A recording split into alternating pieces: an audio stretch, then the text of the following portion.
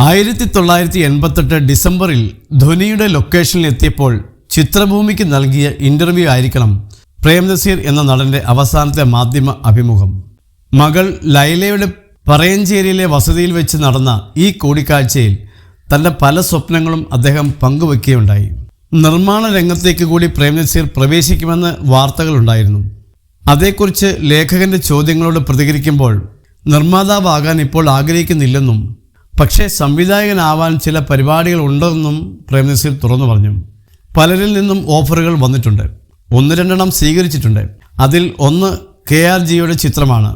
July മാസത്തിൽ ചിത്രീകരണം തുടങ്ങാനാണ് ഉദ്ദേശം എന്ന് അദ്ദേഹം പറഞ്ഞു. മോഹൻലാലിനെയാണ് നായകനായി നിശ്ചയിച്ചിരുന്നത്. മമ്മൂട്ടിയെ നായകനാക്കി മറ്റൊരു ചിത്രം ചെയ്യാനുള്ള പരിപാടിയും ഉണ്ടായിരുന്നു, പ്രേംനസീർ പറഞ്ഞു. പക്ഷേ ജൂലൈ മാസം വരെ അദ്ദേഹത്തിന് കാലം ആയുസ് കൊടുത്തില്ല. താൻ ചെയ്യാൻ പോകുന്ന സിനിമ എങ്ങനെ ആവണമെന്നതിനെക്കുറിച്ചും അദ്ദേഹത്തിന് കൃത്യമായ ധാരണയുണ്ടായിരുന്നു. എന്നിൽ നിന്ന് ഒരു അവാർഡ് ഫിലിമൊന്നും പ്രതീക്ഷിക്കേണ്ട, പ്രേക്ഷകരുടെ ആനന്ദമാണ് എൻ്റെ ലക്ഷ്യം. സിനിമയിൽ ഞാൻ ചെയ്ത ഓരോ കഥാപാത്രങ്ങളും അത് മുന്നിൽ കണ്ടായിരുന്നു. എൻ്റെ ചിത്രം നല്ല നിലവാരം പുലർത്തുന്നതും പ്രേക്ഷകരെ രസിപ്പിക്കുന്നതുമായിരിക്കണം. പ്രേംനസീർ ആ സ്വപ്നവും പങ്കുവച്ചു. 3 പതിറ്റാണ്ട് 100 കണക്കിന് കഥാപാത്രങ്ങളെ അവതരിപ്പിച്ച നസീറിന് ഇനിയും ചില കഥാപാത്രങ്ങൾ മനസ്സിലുണ്ടായിരുന്നു. MDയുടെ സംവിധാനത്തിൽ എനിക്കിണങ്ങുന്ന ഒരു കഥാപാത്രം ചെയ്യാൻ വലിയ ആഗ്രഹമുണ്ട്.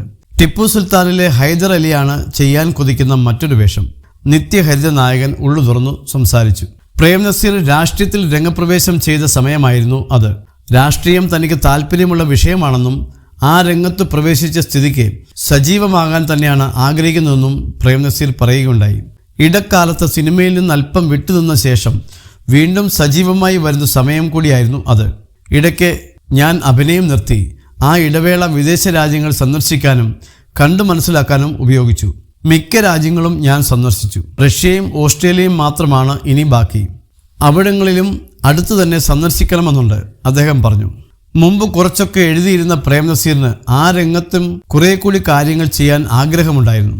അതേക്കുറിച്ച് അഭിമുഖത്തിൽ പറഞ്ഞത് ഇങ്ങനെയായിരുന്നു: മുൻപ് ഞാൻ ചെറുകഥകളും ലേഖനങ്ങളുമൊക്കെ എഴുതിയിരുന്നു. 1-2 പുസ്തകങ്ങളിൽ പ്രസിദ്ധീകരിക്കുകയും ചെയ്തു.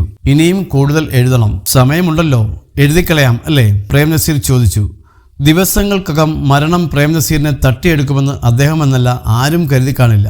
1989 ജനുവരി 16 പ്രേംനസീർ കഥകളെയും കഥാപാത്രങ്ങളെയും വിട്ട് യാത്രയായത്.